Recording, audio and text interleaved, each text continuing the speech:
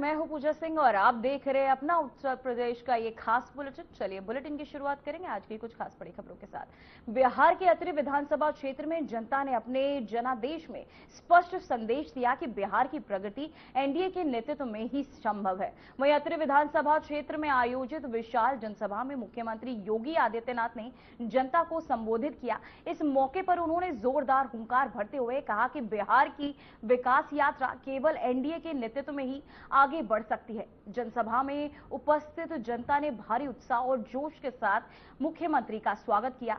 CM योगी ने विकास, शिक्षा और सुरक्षा के महत्व पर विशेष जोर देते हुए कहा कि जनता की भलाई और प्रदेश की प्रगति हमेशा प्राथमिकता रहेगी।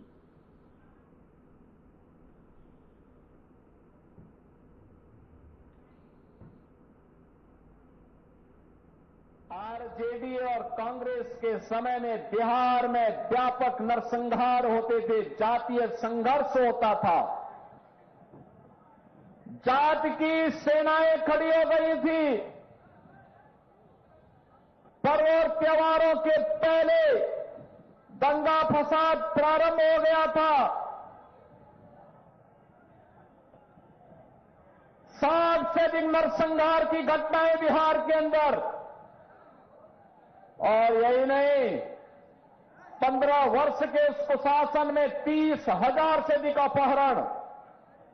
न व्यापारी सुरक्षित, न उद्यमी सुरक्षित, न इंजीनियर सुरक्षित, न चिकित्सक सुरक्षित, न बेटी सुरक्षित, न बच्चे सुरक्षित। ये थी आरजेडी की सरकार की पहचान। न नौजवानों के लिए नौकरी और न गरीबों के लिए राशन। अब नया बिहार अपने गौरव के लिए आगे बढ़ रहा है और मोदी जी के नेतृत्व में भारत दुनिया के अंदर अपनी ताकत का एहसास करा रहा है। राष्ट्र गौरव कैसे होता है? आपने देखा होगा, जब ऑपरेशन सिंदूर के दौरान लखनऊ में बनी ब्रह्मोस मिसाइल पाकिस्तान में गिरती थी तो पाकिस्तान की सिट्टी पिट्टी गुम हो जाती थी। ये नया भारत अब अपराध को और आतंकवाद को देखता नहीं है। अगर कोई भारत की सुरक्षा में सेंध लगाता है तो उसके घर में घुस करके मारता भी है और खूब इलाज भी करता है उनका। पाकिस्तान गिड़गिड़ाया दुनिया में कि भारत तबाह कर देगा।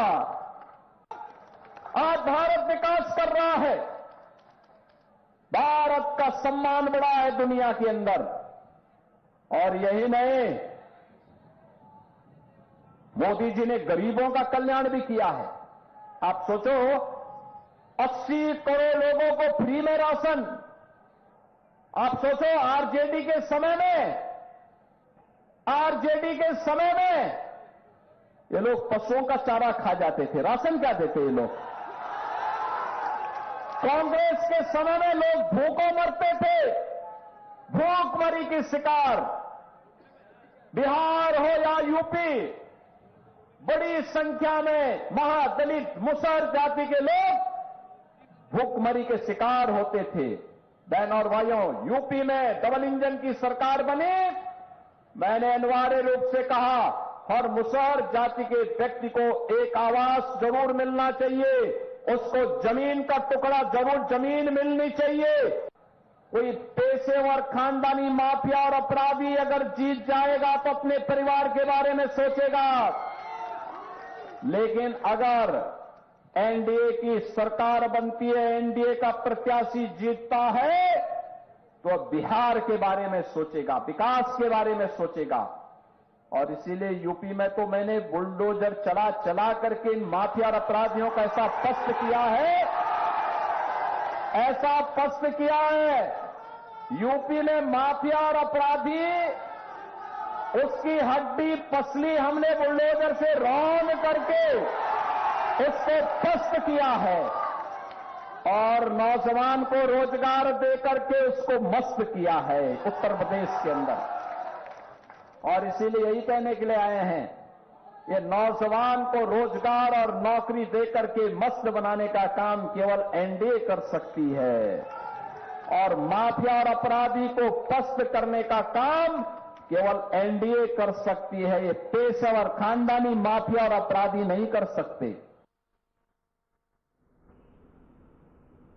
तो वहीं उत्तर प्रदेश के मुख्यमंत्री योगी आदित्यनाथ आगामी 11 नवंबर को बाराबंकी के कुर्सी विधानसभा क्षेत्र के झांसा पूर्वा में जनसभा को संबोधित करेंगे। इस दौरान मुख्यमंत्री ड्रीम प्रोजेक्ट महादेवा धाम कॉरिडोर सहित करीब 1700 करोड़ की परियोजनाओं का शिलान्यास करेंगे।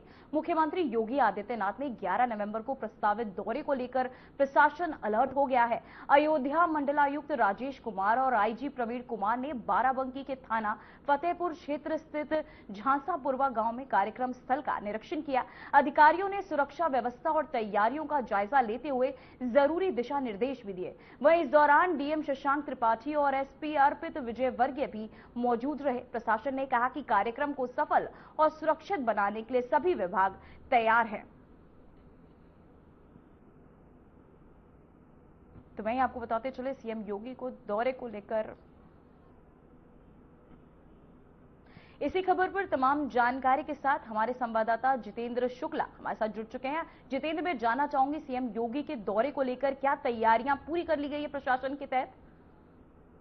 बिल्कुल पूजा, देखिए आपको बता दें कि जो है जहां अयोध्या कमिश्नर और जिले के तमाम आला अधिकारियों द्वारा जो है लगातार जो है मतलब मॉनिटरिंग किया जा रहा है और लगातार जो 1700 करोड़ की परियोजनाओं का शिलान्यास होना है। और सबसे बड़ा मामला ये है कि मुख्यमंत्री का ड्रीम प्रोजेक्ट है रामनगर लोधेश्वर महादेवा धाम कॉरिडोर, जो काशी विश्वनाथ मंदिर की तर्ज पर जो है उसी तर्ज पे जो है बनाया जा रहा है। और इस पे खास बात ये भी है कि सीधे मतलब जो उत्तर प्रदेश के मुख्यमंत्री हैं योगी आदित्यनाथ, वो स्वयं इस मामले को लेकर जो है अधिकारियों के साथ जो है बैठक भी करेंगे और जनता को संबोधित भी करेंगे। और इसी के साथ जो है 1700 करोड़ की परियोजनाओं का शिलान्यास और उद्घाटन करेंगे, जिसको लेकर जो है लगातार जो है जिले के डीएम शशांक त्रिपाठी और पुलिस अधीक्षक अर्पित विजयवर्गीय और अयोध्या परिक्षेत्र के लगातार मंडलायुक्त और तमाम अधिकारियों का लगातार दौरा और निरीक्षण जारी है।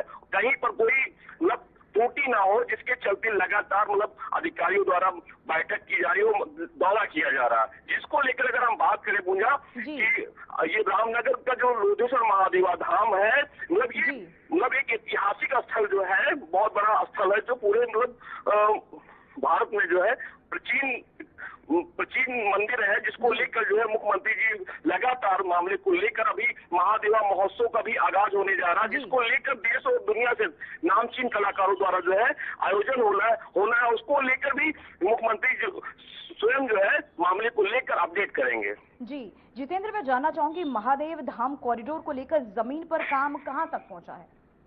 जी बिल्कुल, देखिए मुझे आपको बता दें कि अभी तो कुछ जमीन जैसे अभी 4-5 दिन पहले जो है वहां पर कुछ कार्रवाई हुई है। जो जमीन सरकारी कुछ लोग कब्जा किए थे वो खाली कराई गई। इसी के साथ काम शुरू हो गया है और तेजी के साथ काम शुरू होने के साथ साफ रूप से अब मुख्यमंत्री के आगमन के साथ ही आगे का जो अपडेट है वो निकल कर आएगा, क्योंकि भूमि पूजन होने के साथ जो है विश्व प्रसिद्ध लोधेश्वर महादेवा धाम को लेकर जो है पूरे जिले में अगर हम बात करें, यहाँ के जो जिले के मंत्री हैं सतीश चंद्र शर्मा, खाद्य रसद राज्य मंत्री हैं, और जो SC/ST आयोग के अध्यक्ष हैं बैजनाथ रावत, मतलब तमाम जो बीजेपी के जो मंत्री और तमाम विधायक हैं वो इन तैयारियों को लेकर लगातार जुटे हुए हैं कि बड़ा भव्य मतलब कार्यक्रम होने के साथ जो है काशी विश्वनाथ नगरी की तर्ज पर जो है अगर महादेवा का जो है आगे अपडेट बढ़ेगा तो मतलब एक ऐतिहासिक स्थल के रूप में जो है उभर के सामने आएगा। जी, आपका बहुत बहुत धन्यवाद जितेंद्र तमाम जानकारी के लिए। तो वहीं मिर्जापुर जनपद को वंदे भारत एक्सप्रेस ट्रेन से जोड़ने का अवसर मिला। वाराणसी से चलकर ट्रेन विंध्याचल रेलवे स्टेशन पहुंची, जहां कैबिनेट मंत्री आशीष पटेल, सदर विधायक रत्नाकर मिश्रा और अन्य जनप्रतिनिधियों ने स्वागत किया। मंत्री ने हरी झंडी दिखाकर ट्रेन को आगे रवाना किया। तो वहीं आशीष पटेल ने कहा कि वंदे भारत ट्रेन मिर्जापुर विंध्याचल में नई इबारत लेकर आएगी। वहीं जल्द ही एक और ट्रेन मिलने की कोशिश भी जारी है। केंद्रीय मंत्री अनुप्रिया पटेल और अन्य जनप्रतिनिधियों ने सहयोग से ये सुविधा सुनिश्चित हुई है।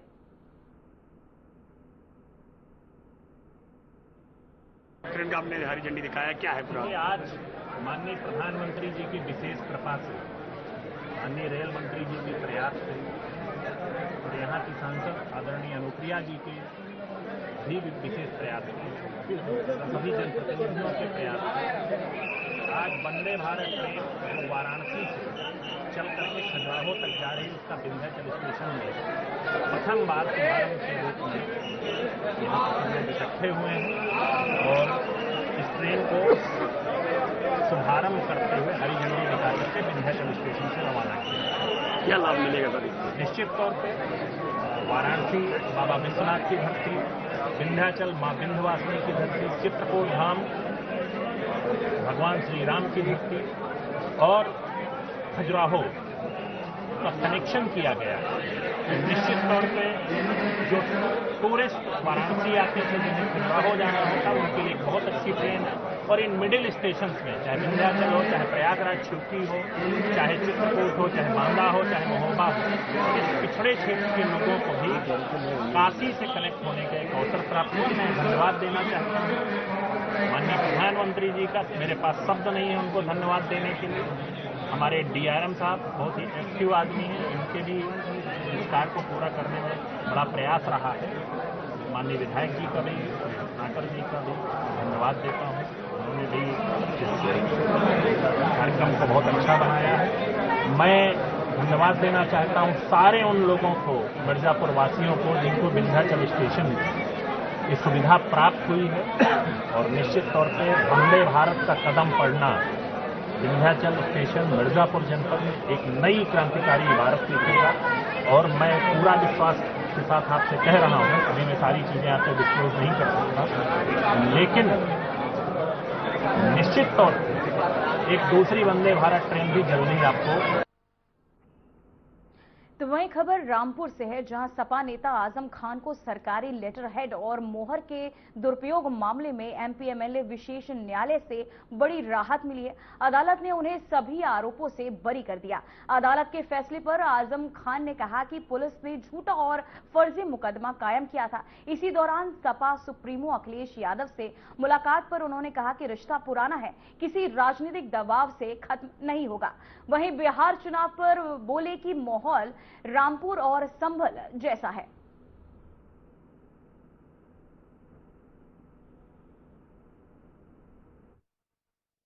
शुक्रिया कहेंगे,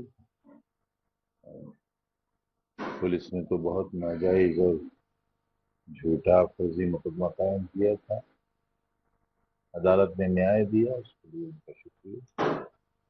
और हम उम्मीद करते हैं कि और तमाम फर्जी मामलों में, झूठे मामलों में अदालतों से हमें न्याय मिलेगा।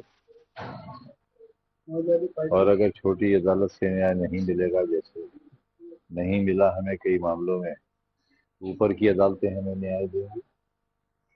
आपने अखिलेश यादव से भी लखनऊ में मुलाकात की, तो आपने ये भी कहा कि मेरी बहुत लंबी चौड़ी मुलाकात नहीं, बहुत गहरी मुलाकात थी। तो गहरी मुलाकात में क्या क्या बात? तो नहीं, देखिए, मिलना जुलना तो रहता ही है। जेल से आने के बाद तो शिफ्ट लाए थे यहाँ और मैं जा नहीं सका था, काफी अर्सा हो गया था उस घर पर, घर के लोगों से मिले हुए।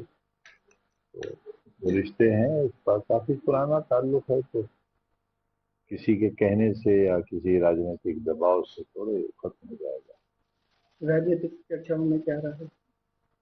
अब वो रहा आपसे मुताल्लिक अभी नहीं है, जब चीजें मैच्योर होंगी तब आपकी इत्तला में आएंगी, जानकारी में आएंगी। अभी तो चुनाव काफी दूर है। बिहार का पहले चरण का चुनाव हो गया है। जी हाँ, पहले चरण का हो गया, दूसरे चरण में सुना है माहौल कुछ उसी तरह का है जैसे रामपुर, संभल, मिल्कीपुर और कुंदरकी का था, कुछ ऐसी ही खबरें आ रही हैं सुबह। फिलहाल बुलेटिन में वक्त हो चुका है एक छोटे से ब्रेक का।